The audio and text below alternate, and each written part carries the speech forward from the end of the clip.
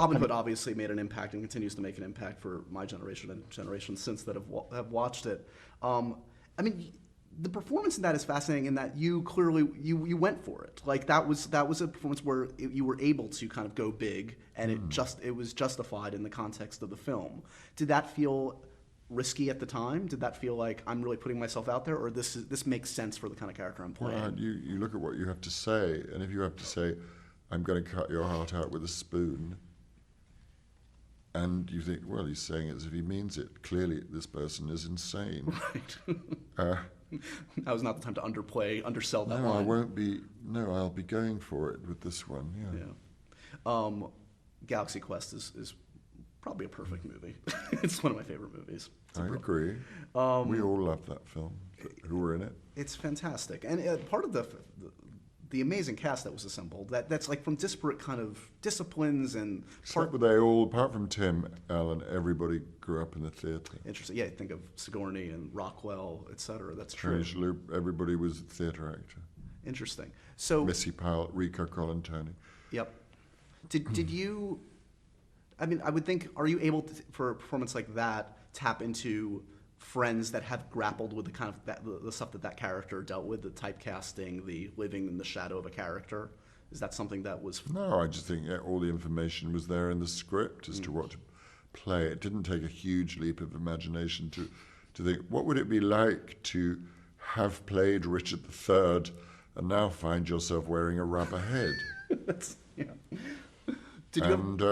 When we shot the convention scene, and I'm sitting next to Sigourney, and all these people are coming up in their dreadful copies of our costumes, and we're signing pictures. Flinging it at me. Sigourney leant over and said, "This is a bit close for comfort." Oh, no. Did they ever tell you in the script, did it ever describe what Grabthar's hammer was? Don't know. This is a mystery that needs to be solved. It's a perfect phrase. It really is. If someone assassinated me here right now, would you avenge me by Grabthar's hammer? I'm not going to say that phrase. I'm not asking I know you to. Somebody will put it on their answer machine. I just want to know, in theory, would you avenge me? I'm sure I would. Yeah. just make a poor journalist happy for a moment. Harry Potter clearly changed the lives of many people, the audiences and the actors involved, and the kids involved. It clearly changed their lives. Do you feel like, in retrospect, it changed your career, it changed your personal life in any discernible way? I don't think so. I think it gave me a bit of a structure to the year, because I was only shooting at 7 weeks a year, and it meant that I could think about doing some of the mad things I did in between time, like 45 weeks of the year is time to do a lot of other things. So sure. If I wasn't on stage for 6 months in London, then I was doing it in New York, production of Private Lives, or I shot Sweeney Todd and Love Actually and Bottle Shock and Michael Collins and Sense and Sensibility. Yeah. No, actually, those were before. That was before, so yeah. But the others were all during that period, yeah. Was there any hesitation in taking it on, knowing, I know that only a few of the books have been published by them, but you knew it was potentially going to be a commitment for some number of years? Was there 3 was all I knew. I didn't know what was going to happen after the 3rd. Yeah. Not really, no. I just thought it's a great character, and fascinated to see where this story goes, and it's also going to be done, because of Joe Rolling's insistence, by an entirely British cast, and you kind of felt you owed it to the British film industry, and the only thing was, you thought, how come Britain isn't paying for this? Why isn't Britain getting the profits? It could have funded many a country. What's going on here? Did you worked with several amazing filmmakers throughout that process? That was part of the beauty of it, is that some came and go and had different takes.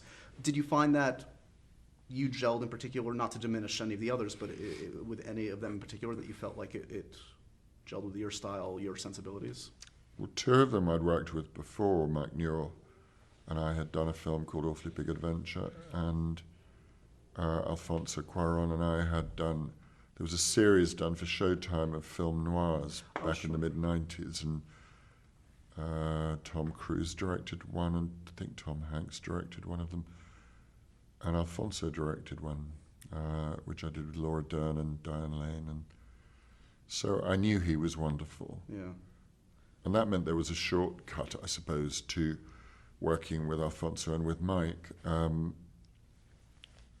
Although I had a really good time with Chris Columbus and a very differently good time with David Yates. So. It takes talk about an interesting set of skills, but to work on that scale and to still be able to create emotionally powerful stories that aren't just about spectacle. I mean, we're seeing a lot of spectacle nowadays in the multiplex.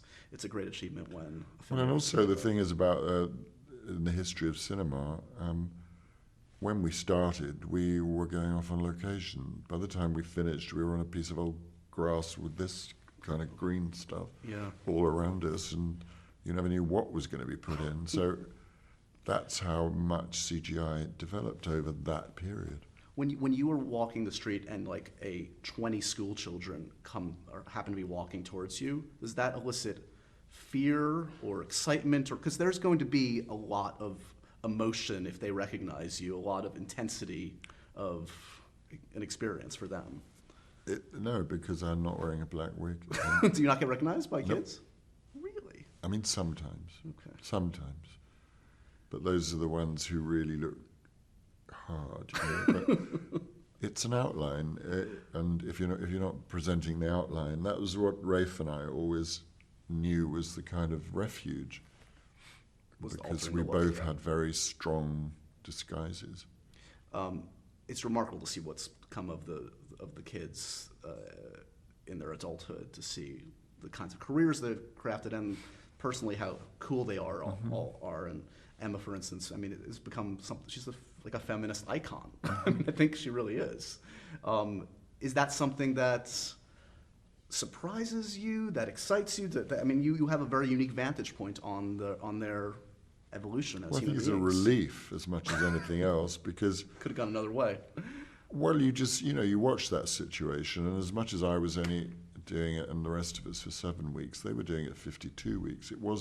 This was their life, from 12 to 22. And you would watch it from the sidelines at times and try to throw the odd lifeline in, because there was so little time for that. And it's only in recent years that, for example, I've managed to sit down in a cafe in New York with Daniel. At one point, he was down the road in one theatre and I was up the road in another. Huge pride to go and see him in the musical How to Succeed, or How to Succeed. Yeah. And you see, what is he? It's how dare he be dancing as well as the New York dancers, because he worked at it. I was going to say, this goes back to what you were talking about, work ethic. I don't know where it came from, if that's hereditary, if that's just the kind of family or whatever, but he is, phenomenal. He's not relying on any, I mean, he's relying on obviously some gifts, but he's trying to expand them in a very aggressive way. So I feel relieved that I'm not part of something that ruined 3 young people. This could be a much different kind of interview. Do you remember that franchise that ruined those children? Were you acting as a kid at all? Were you in school plays and that kind of thing? Oh yeah, my school had a very strong drama tradition. And what was the notion in your family, in your immediate environs, of becoming a professional actor something that was even tangible? No, because the school also had a very strong academic tradition, and I think everybody would have been horrified. Then, not now. There's lots of young actors coming out of there. In fact, Hugh Grant went to the same school, and Lily Cole, now that it's gone co-educational. So, I'm sure agents are rushing to see the end of term plays now. But right. A lot of scouting there now. No, when I was 18, it was I going to go to art school or university? Yeah. We were talking about this a little bit before, and just the way that a film like A Little Chaos, the place it can find in a market today. And, I'm a lover of all kinds of films. I like blockbusters. I like small films. I like it all. It is a scary time in some respects because I worry about the place for smaller films, and I think a lot of people do in a multiplex. Yes, we can get it on demand. We can get it on our, iPads or whatever. Is that something that concerns you about losing the theatrical experience? My experience of this film, when you say small. Yeah, I don't want to, because you had there were some tough scenes. This ain't no small film no, it's for true. a start. And I don't mean that like there's anything wrong with it being small or big, but it's not. Yeah. On the other hand, it is deeply personal, and at root, it is a love story. And whether love stories are huge. It's huge to put a thing of two people on the screen. So the themes are very big. And yes, it will be seen as a small independent film, or for some reason or another, those labels will come out. Sure. The first time it was shown anyway was to 2,000 people on the biggest screen I've ever seen in my life, and it survived, and 2,000 people sat there absolutely rapt. Yeah. What I know is that stories do that, and I know eventually somebody's going to be watching it on their iPhone. Or iPad, let's hope. At least that. At least it will be a little bit bigger. You don't want to see the Gardens of Versailles on a 3-inch screen. No, and I've already had to have the conversation over the phone about the airplane version, and that, we can't show Matiss's rear end, and etc. So, whatever is what the word you wind up saying. Because you think you at least now have the strength of knowing that whatever they do to muck about with it, something of it will determinedly remain funny and moving and will take you somewhere you didn't expect to go. So, and men are very moved by it. That's the other strange thing. There's a scene in it that's only women talking about stuff in a locked room, and I've now lost count a number of times men said, I found that scene terribly moving, out of guilt or what, I don't know. But anyway, I wouldn't legislate for whether this film is small or big, or who's it for, or who ought to see it or who won't, or too many fences being put up. This is true. Everywhere. This is true. I mean, I'm curious, what your appetite is in terms of pop culture. Do you watch a lot of film? Do you go to the theater? Yeah, I go to the theater a lot because that's like the source to me. SOURCE. And what are the? Can you count any recent experiences that reaffirmed? Yeah, Fun Home I saw for the second time recently. I've worked with Sam, the director. He directed the last thing I did on stage. Yeah. Won a bunch of Tonys the other day, right? Yeah. It's remarkable. And talk about big, small, whatever, I know that there will be people coming to see that show because it won the Best Musical Tony Award. I know that within 3 minutes they'll be going, this is about what? It's kind of a good thing, actually. And there may be the odd seat clanging up. But on the other hand, they may stay there, and they may be given an experience that they couldn't possibly have legislated for. And it's a beautiful piece of work by the writer, the director, the composer, and the actors. Or is another play imminent for you? Do you have something on the docket, whether in London or here? Or? Yeah, it's always like lurking because it's what I do. But it's organizing your life, and at the moment, plays you have to commit to a long time in advance. Right. Films ask you to be available tomorrow. And so I have a film coming out in September, I think, called Eye in the Sky, and about the use of drones against terrorists. And I've said I will do a film which is currently just waiting for its usual story, the last bit of funding. So in other words, I have to wait until we know whether that's happening or not. So I can't commit to a play until I know which way those bricks are being put together. Is the criteria changed? Is it changing, or is it remained the same? Is it? You have the parts luxury. are older. What's that? The parts are older. That's annoying. How dare they recognize the passage of time? That's not cool. Are they as interesting? Do you find when you move into a different age bracket or whatever, and you start to see, I'm not the son, I'm the father, etc.? Well, they ought to be. I think certainly it's easy for me to gripe if it were a gripe. Look at what it's like for women. Sure.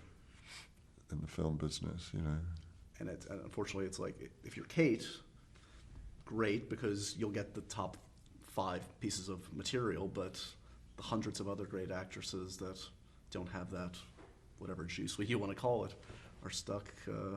Yeah, but I'm sure Kate's aware of the fact that when I worked with her first, she was 19. I'm sure she's very aware of the fact that she is not 19 now. Yeah. She looks better than ever. She's acting better than ever. And anyway, why aren't there stories about people in their 50s and 60s?